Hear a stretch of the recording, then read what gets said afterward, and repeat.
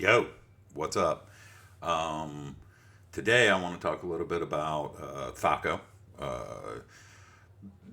I'm going to call it THAC0 even though it offends my sensibilities, which we'll get into a little bit later, and combat matrices in AD&D. Of course, THAC0 coming from second edition Advanced Dungeons and Dragons and combat matrices, combat tables to hit tables, charts, whatever you want to call them, coming from the original version of Advanced Dungeons and Dragons.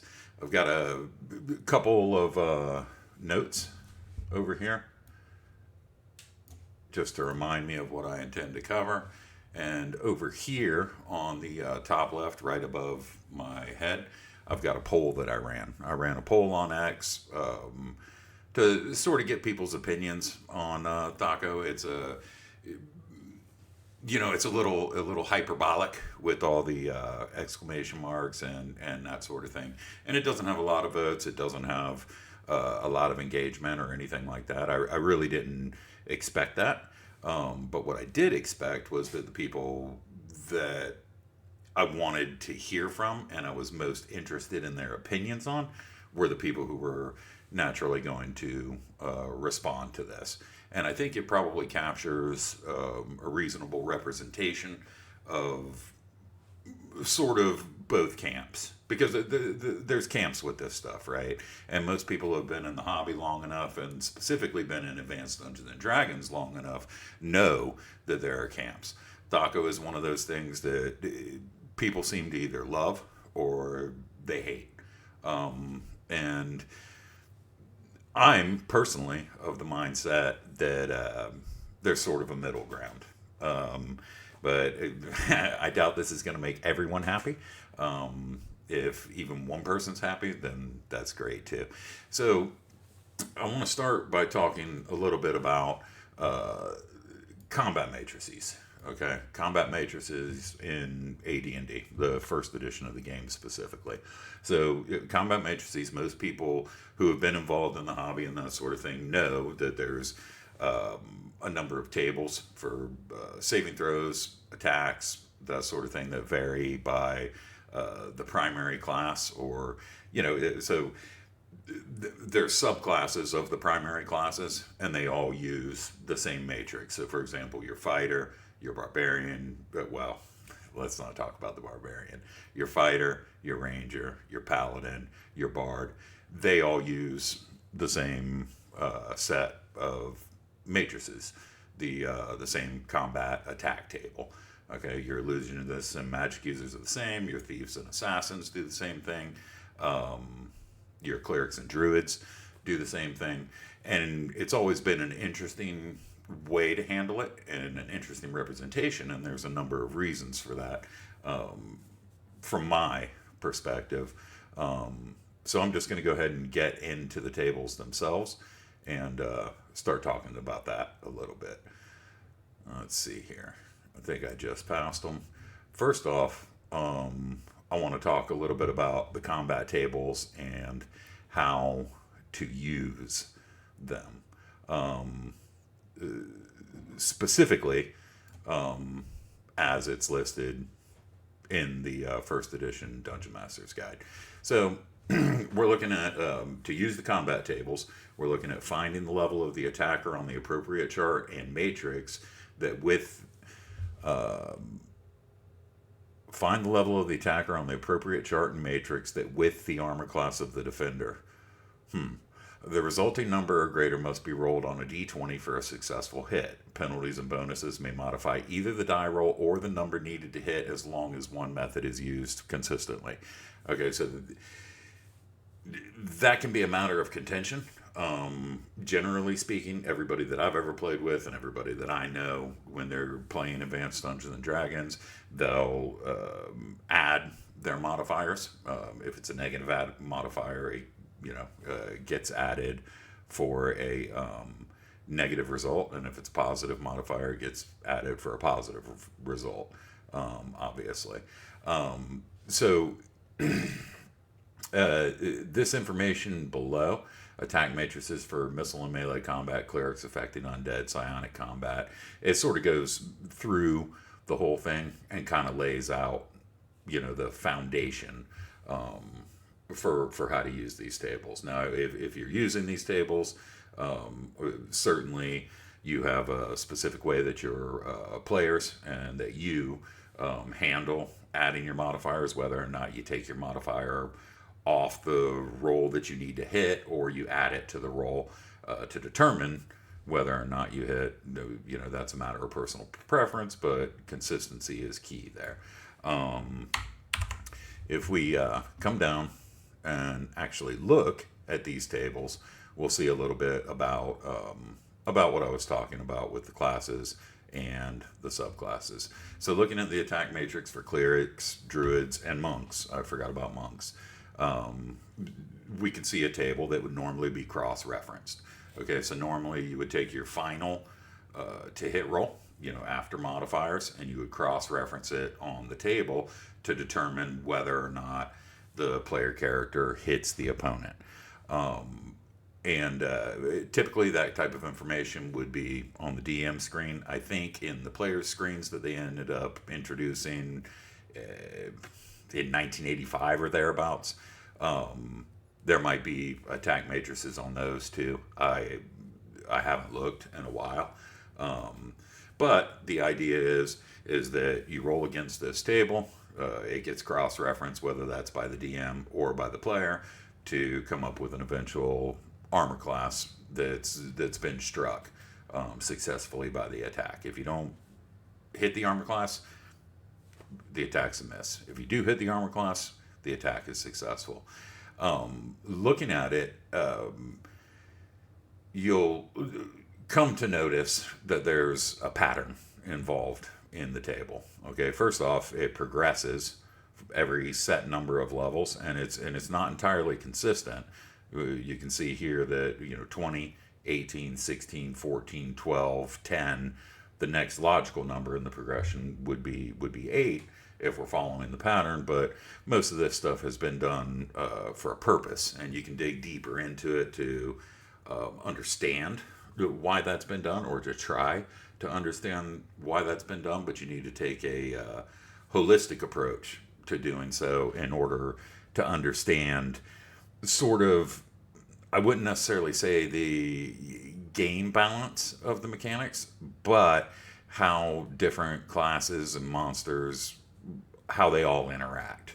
Okay, I'll go ahead and scroll down to the matrix for fighters, paladins, rangers, bards, and 0 level halflings and humans. Okay, so the halflings and humans part is something that's worth looking at. Half elves use the attack matrix as elves do, while non-player character half orcs use the attack matrix for monsters. Okay, so this is mainly NPC versus class. Dwarves, elves, and gnomes are never lower than first level, unlike halflings and humans, which may be of 0 level, and bards fight at their highest level of fighter experience. Okay, so that's fairly self-explanatory, but it's a pretty detailed note and something to consider if you have dwarves, elves, gnomes, whatever. It's a nuance of the attack matrices, and there's actually a number of nuances to them, which I find beneficial, as do a lot of other people. So you'll see the same thing on the progression with the fighters here. You've got the addition of a 0 level column, and that basically is designed to deal with your men-at-arms, your halflings, and anybody who's not classed amongst those races. So 0 level, the primary difference, even though the value to hit armor class 0 is the same, it's adjusted downward by 1 for 0 level, meaning basically making them worse than a trained fighter. In other words, they need to hit armor class 0 with a 20. And that sort of leads into the next part of the pattern, which is these repeating 20s. We've got 6 of them, and we always have 6 of them. Okay, so on 0 level, the value from 1 to -4 is 6. On a first level to second level fighter, more about that in a moment. The matrix is 20 for armor class 0 to 20 for armor class -5, and so on and so forth. You'll see another part of the pattern here is that since it jumps by 2, this also jumps by 2, and the number of 6s scale up until eventually they fall off the table at higher levels. What's worth mentioning on 0 level humans and halflings is that if we go up a little bit, let's go ahead and do this and zoom in on magic users and illusionists. What we'll notice is that magic users and illusionists all the way through level 5 attack as 0 level humans, 0 level halflings, whatever, because they also need a 20 to hit armor class 1. A 20 will potentially also hit armor class 4. So there's a fair amount, and we go down and look at thieves and assassins, which also first through 4th level thieves and assassins attack as 0 level fighters, which is interesting, and it's part of the nuance and creativity and imagination that can be lost by boiling this all down into a single number. There are ways to mitigate that, and I've given those ways lots of thought over the years. But the important thing is there's a pattern that you can recognize here, and this pattern ends up being sort of the inspiration for THAC0, I think. When you first look at this, so I first picked up AD&D when I was maybe 10 years old, fell in love with it, and a couple of years later, I realized that there was a pattern and there was an algorithm to be had that I could do in my head with simple conditionals, right? And I'll talk about that more in a bit here. Okay, so that's basically the class matrices. Something else that we have in the original version of AD&D is we have attack matrices for monsters. Okay, the attack matrices for monsters are an interesting case because later versions generally would say, okay, if you're a monster, you're going to attack as a fighter. Osric does this. Second edition does this, and further game systems past that tend to do the same thing, at least insofar as monsters attack as fighters unless they have a specific class assigned to them. The nuance, again, that word, in the attack matrix for monsters is that you'll see some interesting ideas when you compare and contrast monsters to humans, halflings, class characters, whatever.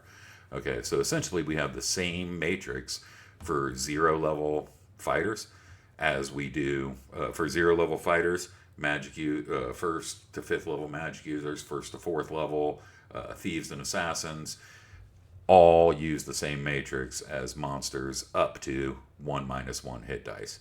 Now, when a monster gets to 1-1 hit dice, he needs a 20 to hit armor class 0. So he essentially uses the same. We've got the same repeating 20s 6 times. A 1-1 monster essentially uses the same attack matrix as a 1st level fighter. Okay, even though he has 1 hit dice -1 hit die. So what that tends to tell you, right?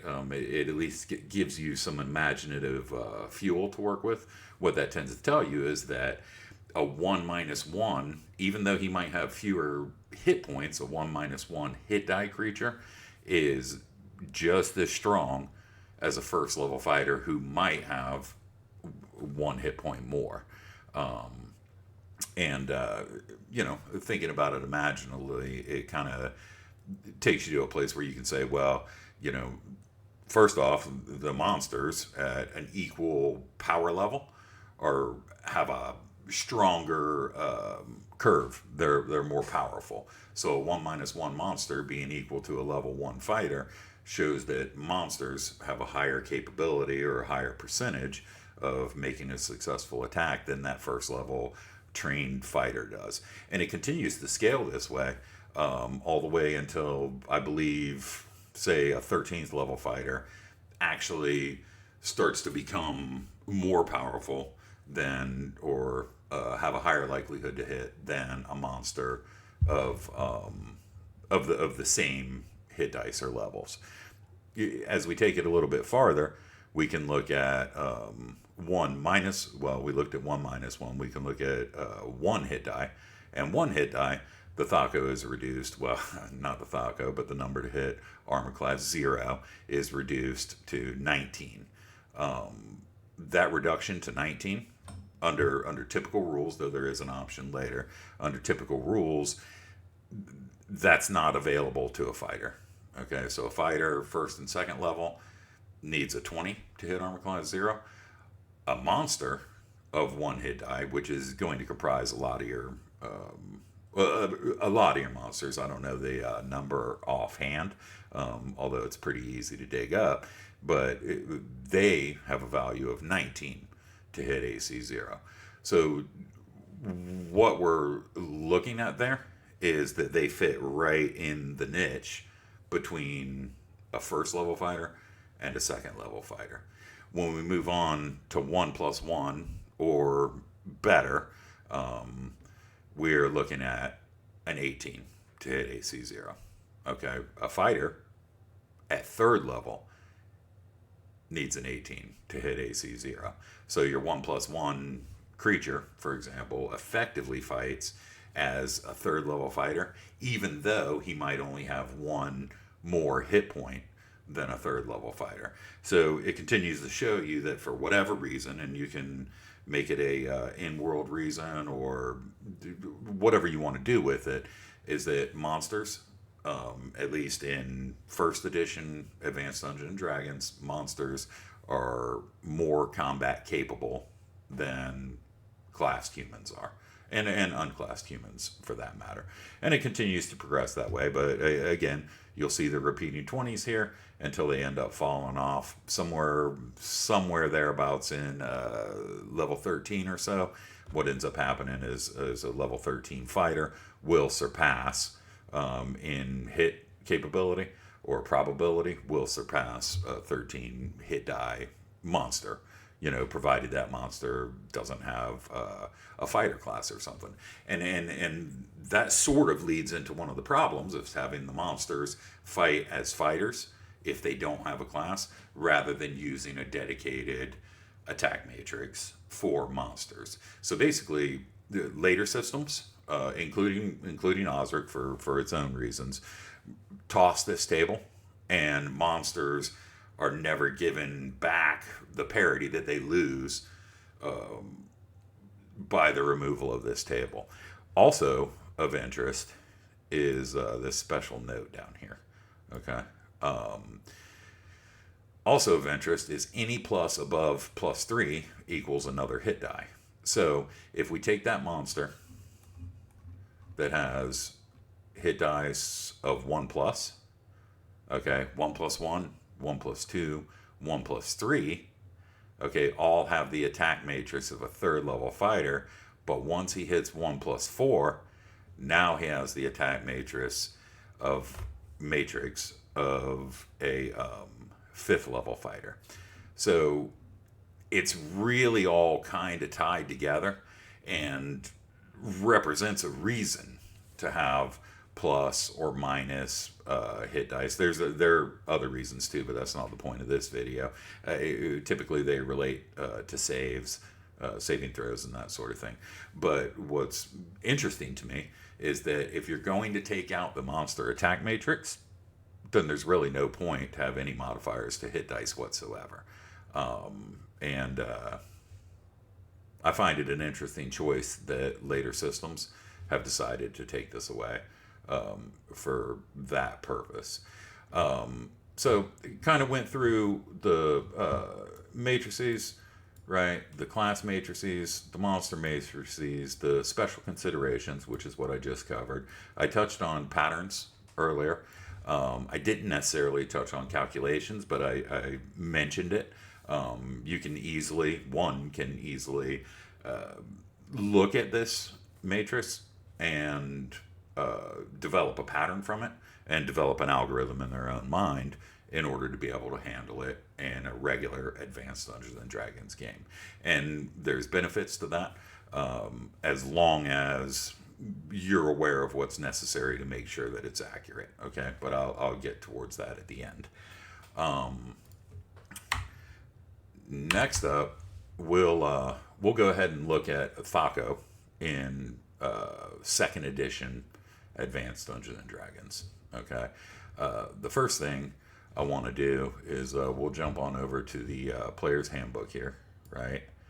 THAC0, well, THAC0 is an acronym for to hit armor class 0, the number that a character needs to roll in order to hit a target with armor class 0. Now, I realize most people watching this will realize that what THAC0 is and, you know, what it isn't or whatever.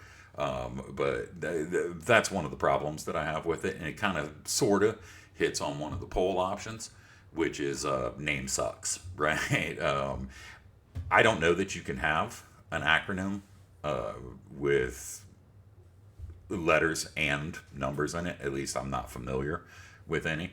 And THAC0 or THAC0 or whatever else you might say would be more of an initialism than an acronym. It just personally drives me nuts when people use O or say O when what they really mean is 0. I don't care if it's your phone number. I don't care if it's your driver's license number. I don't care if it's your address or your birthday. I just personally find that a bit irritating. So let's see what's next. So that's about character creation. There's some interesting art in this book, some interesting design and layout choices. I'm not even hitting next. I was hitting the wrong thing. So anyway, here we go again. The THAC0, whatever you want to call it, is an acronym for to hit armor class 0. This is the number a character, NPC, or monster needs to hit on armor class 0 target successfully. It depends on the character's class, well, the character's group, they're calling it now, and the character's level, okay, on table 53. And to go a little further, it basically says, it's here. It's used to calculate the number needed to hit any armor class. THAC0 is refigured each time a character increases in level. So using THAC0 speeds the play of combat greatly. That's probably true, but it's also arguable whether or not the way that it's been implemented here is something that's particularly useful in order to speed up the game at the expense of taking away some of the character of the original. But I'll leave that alone for now. Let's try to actually search this right now, if I can do so. All right, so figuring the number. This is actually, I should have just scrolled down. But the first step in making an attack roll is to find the number needed to hit the target. Subtract the armor class of the target from the attacker's THAC0. Remember that if the armor class is a negative number, you add it to the attacker's THAC0. The character has to roll the resulting number or higher on 1d20 to hit the target. Well, this is a little problematic being in the player's handbook because it assumes that the players know the armor class of the individual that they're fighting, right? And typically if you're running a normal game, you kind of want to obfuscate the defender's armor class. It will easily be inferred by intelligent players who are paying attention, should they want to do so. But there's no reason to give it out straight away. So this sort of guideline I find to be a little bit useless, being in the player's handbook, though it does touch on an idea that I'll get to toward the end here. So it's basically telling you to let's see here. Right, this is the part that I wanted to hit. So it's talking about the example being quite simple in game combat situations. It's modified by weapon bonuses, strength bonus, all your modifiers, right? And it tells you here to figure the strength and weapon modifier, subtract the total from the base THAC0 and record this modified THAC0 with each weapon on the character sheet. Subtract the target's armor class from the modified THAC0 when determining the hit number. Now, to me, that's an extra step. I'm not really sure why you would go about doing it that way, rather than just rolling your attack, adding your modifiers, and then while using the standard THAC0 that's represented for your class or presented for your class, assigned to your class, you might say. I don't understand the extra point to that, but it's there.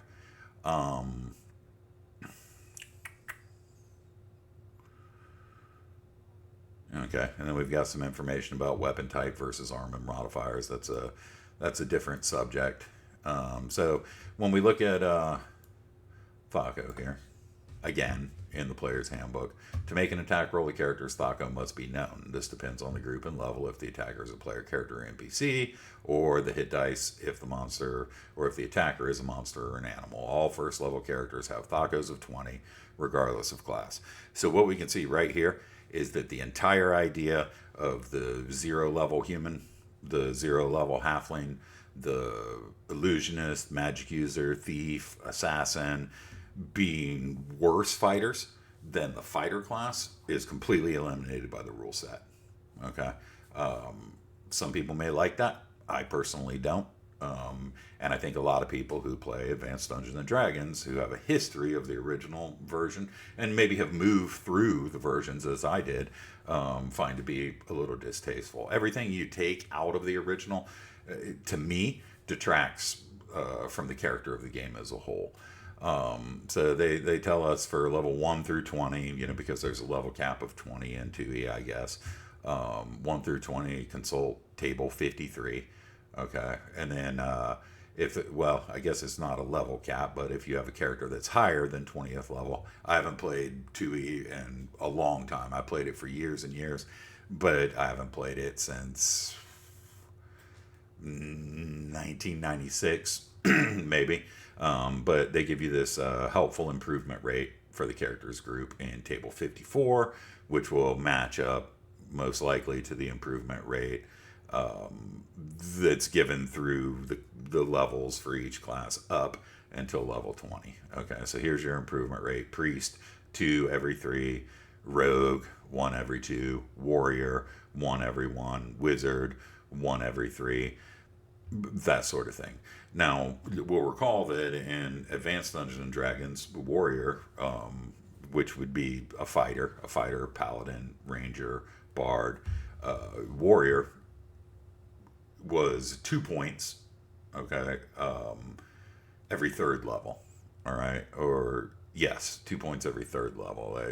You can correct me if I'm wrong. I'm likely to make some mistakes here, but it reminds me of a point that I wanted to bring up a little bit later in the rules. Jumping back to the Advanced Dungeons and Dragons Dungeon Master Guide, this is worth mentioning. A quick glance at the progression of numbers on the combat tables will reveal that 20 is repeated. This reflects the fact that a 20 indicates a perfect hit. Okay. It also incidentally helps to ensure that, or assure that opponents with higher armor class value are not hit proof in most cases, right? So if it seriously diminishes the fun, I guess, of a combat that the players have engaged in, whether rightfully or wrongfully, if they can't hit the monster. There's a lot of cases where they won't be able to hit the monster, absence of magic, silver weapons, and those sorts of things. But this gives you, this sort of infers that the repeating 20s will allow you to hit a monster beyond what you might normally hit. So consider the example of a first level fighter needs a 20 to hit AC 0. If he rolls a 20, then he's going to hit up to AC -5 under the standard rules as presented in the combat tables themselves. However, the Gygax gives you an additional option here. He says, should any DM find that this system offends his or her sensibilities, the following modification is suggested. And I like how, generally speaking, it's kind of tangential, but I like how a lot of times in AD&D, you'll be given the way that things should or typically should be done, and then you'll be given an option for how to deal with it yourself. And that's kind of nice, and kind of indicates to me that at least some of this stuff was pretty well thought through. So anyway, the modification is consider the repeated 20 as a perfectly aimed attack which does not gain any benefit from strength or magical properties of any sort. No mods. Okay, spell, missile, weapon, whatever. That is, the 20 must be attained by a roll of natural 20. Okay, and this is where natural 20 occurs in Advanced Dungeons and Dragons proper, and not 2E. 2E may be proper as well, but when I say proper, I mean Advanced Dungeons and Dragons. So all bonuses accrue only up to and including a total of 20, right? So that even if a character attacked with a bonus for strength of +3, a +3 magic sword, he would have to roll a natural 20 in order to score a hit on a creature normally hit by the second or successive repetitions of 20. In other words, the bonus will never, if you use this optional thing, the idea would be, consider again, your first level fighter needs a 20 to hit armor class 0. He could only modify his attack roll up to a total of 20. Any excess modifiers, provided they were positive, would be dropped, and the result of the attack would be a 20. The remaining 5 repeating 20s would all require a die roll, a natural die roll of 20 to hit, and then modifiers could be added to hit things that are beyond the range of the repeating 6s. And he goes on to give an example here, and then talks about the justification for this, giving the advantage of allowing creatures to hit and be hit, yet denying any undue advantages, as the second and all successive 20s, as well as all to hit scores above 20, require a natural 20.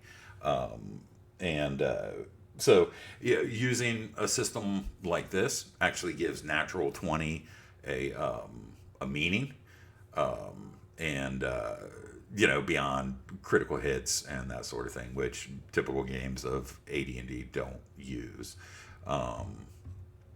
But that was a long tangent, and I apologize. But if we move along further in the player's handbook, we can see that most of that stuff, the warrior, which is going to include the same basic subclasses plus anything that they've added in second edition, Advanced Dungeons and Dragons second edition, they just went ahead and sort of made that the way that things are, while dropping all of the character necessary. So THAC0 in this case, I think you lose a lot just to call it a 1/1 for purposes of simplification, and so that you can make this nice 54th table of improvement rate per points per level for the group.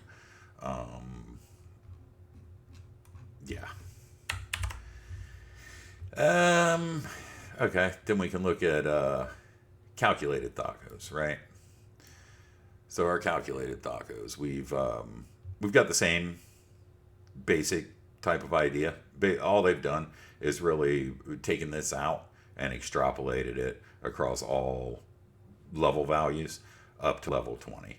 And there will be some differences from the combat tables, but the primary differences are what have already been discussed, is that a lot of the character, a lot of the idea that certain classes, technically, at least according to first edition Advanced Dungeons and Dragons, would need a 20 to hit AC1. Nowhere in this table is that represented, and that's potentially one of the reasons that people from older school Advanced Dungeons and Dragons don't like THAC0 and don't like the idea of it or whatever. But it's probably one of many reasons, and there's a multitude to choose from. There are good things as well. Let's look at what second edition says about impossible to hit numbers. Okay, so sometimes the attacker's to hit number seems impossible to roll. An attack may be so difficult it requires a roll greater than 20 on a 20-sided die, or so ridiculous easy it can be made on a roll of less than 1. In both cases, an attack roll is still required. The reason is simple. With positive die roll modifiers for magic, strength, situation, or whatever, a number greater than 20 can be rolled. Likewise, die roll penalties can push the attack roll below 0. One of the issues that I have with that is something that we already talked about. Okay, we already talked about the previous instruction in this very same player's handbook was to subtract the die roll from, or the modifiers from the THAC0 rather than adding them or subtracting them or whatever to the die roll. So if you're subtracting them from the THAC0, I'm not quite sure offhand. I might be, just randomly stream of consciously doing this, so I could be wrong, but I'm not aware of how you would get a roll above 20. Anyways, no matter what number a character needs to hit, a roll of 20 is always considered a hit, and a roll of 1 is always a miss, unless the DM rules otherwise. So there's no guidelines for why the DM might rule otherwise, unlike in the example that Gygax presented on how to handle the repeating 20s, and all of that is thrown out. Okay, a 20 is now always a hit. Okay, regardless of what armor class you need, whatever, a 20 is always a hit. And then they bring up, under most circumstances, a natural 20 hits and a natural 1 misses, regardless of any modifiers applied to the die roll. So I think what they're basically trying to say is that a roll of 20, even if it's modified, is always considered a hit, and a roll of 1, even after modifiers, is always a miss. And under most circumstances, a natural 20 and a natural 1, regardless of modifiers applied to them, are hits and misses, right? And they talk about that more here, and I think that I've inferred correctly what it is that they're trying to say. Let's see if there's anything else in here worth mentioning. We've got the so that's the compiled tables. Now let's jump over to the Dungeon Master's Guide and look at what they have to say about it. So we've got a repeat of tables 53 and 54, which give the calculated THAC0s and the creature THAC0s. We've got the THAC0 advancement, and we've got a section on calculating THAC0. Let's see what that has to say. To make an attack roll, the character's THAC0 must be known. This depends on the group and level, if the attacker is a player character or NPC, or the hit dice if the attacker is a monster or an animal. All first level characters have THAC0s of 20. Consult the table, find the number of levels the character must advance to reduce his THAC0, and that sort of thing. Now, they do end up going into here, this table 39 section lists the THAC0 number for monsters having various numbers of hit dice. When a creature has 3 or more hit points added to its hit dice, count another die when consulting the table. So they do actually make an effort at dealing with that. And I previously said that they didn't, but it's kind of buried in there, and I guess that they do. It still doesn't mean anything for 1-1. It still doesn't mean anything for 1+. It still doesn't mean anything for 0 level. It's just an entirely different system that's been flattened out and simplified in order to make it easy to remember. I'd argue that it's a little bit unimaginative, but I'll get to that momentarily. So I think there's an instance of THAC0 in the monster manual. Let's see what it says in here. THAC0 is the attack roll a monster needs to hit armor class 0. This is always a function of hit dice, except in the case of very large, non-aggressive herbivores or creatures which have certain innate combat abilities. Weirdly specific, weirdly unspecific. Human or demi-human always uses a player character THAC0, regardless of whether their player characters are monsters. The THAC0 does not include any special bonuses noted in the descriptions. So, well, on the one hand, you're told to modify your THAC0 and then roll. On the other hand, it's implied that you modify your attack roll and then consult your base THAC0. And on the third hand, I guess it's also implied that you can do either or for the monsters, and they rather helpfully don't modify the THAC0 based on anything that's buried in the descriptive text, which in this version happens to be, generally speaking, a lot longer than the buried text that you might find in the original monster manual. The original monster manual, of course, doesn't have anything related to THAC0 in it. You know, we can look through there. We can look at the listings. They don't have anything like that. Second edition does have a THAC0 listing, but again, you have to dig through the description to find any modifiers for it. You know, you might like that and you might not, is about all I have to say about it. But what you will find in the original Dungeon Master, I think Appendix E, if I'm not mistaken, is where you get the tables of the creatures, right? Now this is a little bit, because it's printed, what would that be? It's printed horizontally, vertically, you know, so it's a landscape printed in portrait. But this is actually, they denote to hit armor class 0 for each of the monsters throughout this table. Now, most of them are correct if you actually go through and figure the number of hit dice and the appropriate matrix to use, but some of them aren't. And again, it's relatively useless unless you consider repeating 20s and do math in a way that that makes this make sense. So why this was included, I'm not exactly sure. The assumption would be probably that it was included in this table, and this is a pretty useful table for other things like you know, experience points in particular. But many of those are incorrect if you actually go through and attempt to calculate the experience points and all that. You know, there are some errors in the table, so the utility is kind of limited, but the basic idea of it, the fundamentals of the table, make a lot of sense to me, and I'm glad it's been included, albeit in an appendix. So you do have that concept in first edition.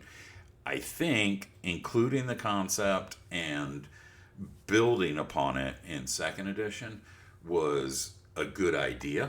I think it was inherently flawed because, well, for a couple of reasons. Number one, it was extremely unimaginative. Number two, I mean, well, we can actually look at the Twitter poll because the X poll, actually, all of these answers are correct. And it was a little incendiary because I don't hate THAC0. Lots of people don't hate THAC0, but the poll assumes that you hate THAC0. And the idea is that there is something to dislike about it, at least for pretty much everyone. So THAC0 ignores repeating 20s. Okay, THAC0, the name, I mean, come on. I feel like they could do better than that. Maybe make it a to-hit number or something, which I'll get to momentarily. 2E sucks. Well, you know, that's just that's just a matter of opinion. I'll say that they did some things pretty well. I feel like there's a number of things that they did just enough to get by. I feel like they hand-waved all complexities that were present in the original game, and rather than clarify them.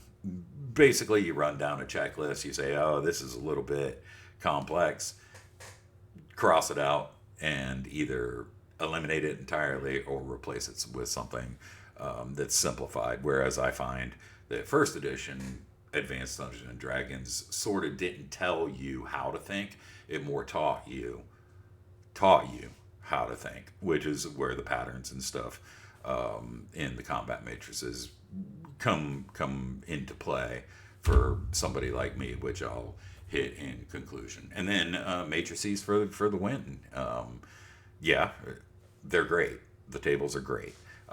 Eventually, after a while as a dungeon master, you might get tired of looking at them, in which case you'll develop the algorithm in your brain, which is fairly easy to do. So, algorithm in your brain, why, or in other words, why I use THAC0, even though I'm playing AD&D first edition almost all the time. I generally never play 2E. The reason that I use THAC0 is so that I don't have to consult a table, right? So it's a pretty simple mechanic, right? And it kind of depends on what the DM has chosen as the option. It's usually ignored and hand waved, but what the DM has chosen for the option on repeated 20s, whether or not a 20, even with modifications, is going to hit each of those 6 armor classes, or whether it's only going to hit the first. Those are the only, that's as far as you can modify that roll. And that anything above that requires a natural 20 to hit, which can be modified, allowing you to hit things that require a 21, 22, 23, or whatever. Hopefully by this time, that makes sense. But the reason that I use it is because it's very easy to take that number and build the table in my head, right? So I know, let's say I'm a 5th level fighter, okay? I automatically know, okay, since my to hit AC 0 starts at 20 at first level, I automatically know that I can take that 20 and subtract 4 from it. So I can take my level of 5, subtract 1 from it because the first level doesn't count, and I can come up with as a 5th level fighter, I can come up with a to hit armor class 0 of 16. Now that I have my to hit armor class 0 of 16, I can roll all of my attacks. I can modify the rolls and then compare it to my to hit AC 0. And that will give me either, if it's lower than my to hit AC 0, it will instantly, with just a basic mental math that becomes muscle memory or mental memory, I can figure out what armor class I do hit if it's not 0, or I can figure out what armor class I hit if it's beyond 0, or if the result is a 20, then I know, then I can say, okay, well, I also hit 5 armor classes better. So let's use that same example of a 5th level fighter. I've got a 5th level fighter. I have a to hit armor class of 16, or to hit armor class 0 of 16. After all my modifiers and everything are done, I roll a 12. Okay, I know instantly that I hit armor class 4. If I roll an 18, I know instantly that I hit an armor class -2. I know if I roll a 20, assuming just the standard combat matrices again, I know if I roll a 20, I hit an armor class of -4, 2, and -5, -6, -7, -8, and that's it, right? 4, 5, 6, 7, 8, and 9. At least let's just go ahead and double check my math here real quick. But regardless, even if I made a mistake in game, that typically doesn't happen. Yeah, so if I'm a 5th level fighter, let's go ahead and zoom in here. 5th level fighter, and it's probably, I built the table in my head, but yes, so 5th level fighter, like I said before, we can subtract 1 from it to get 4, and then we can subtract 4 from 20, and we know we have a to hit armor class 0 of 16. If we roll a 20, we know we hit -4, -5, -6, -7, -8, and -9 under normal circumstances. So something that Advanced Dungeons and Dragons, as Gygax wrote it and other people's contributed, and that sort of thing, something that it gets you to do is to think intelligently about the game design, and you end up inferring things through, in many cases, pattern recognition, and it improves your math. And I wish the same thing could be said about certain other game systems. At any rate, I think that if you're playing second edition, there's nothing not to like about THAC0. It's the system that's, or the mechanic that's built into the system, and that's what you're going to be using. You could house rule a repeating 20 thing or whatever. I think the consistency is poor. In that specific case in second edition, and in many other cases as well, but that's getting into my personal preferences.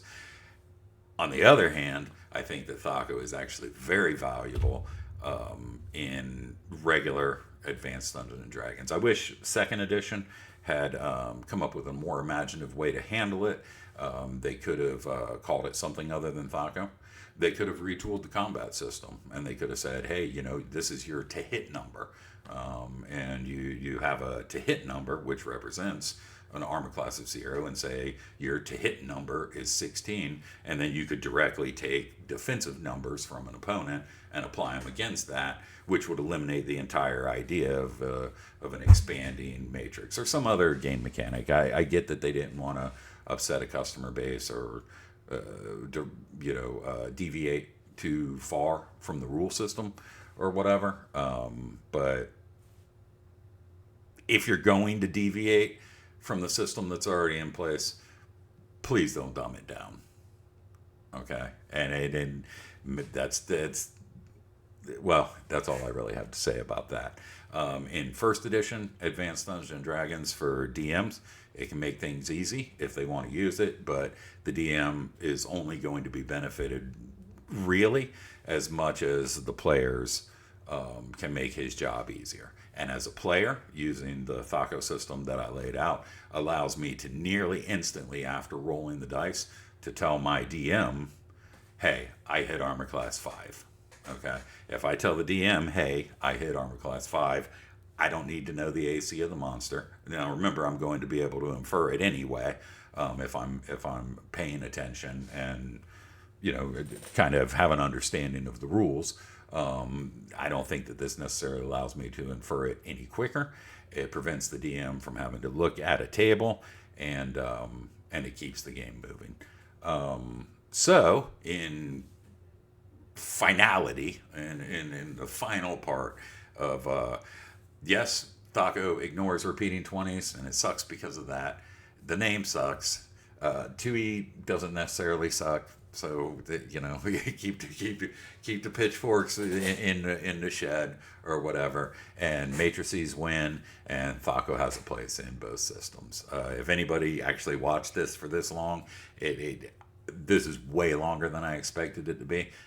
I appreciate it. Skip through, speed it up, play me at 2 times normal. I don't care. I said I was going to do a video about it, so here it is, and I hope it ends up sounding all right and gives you something to think about in your own games.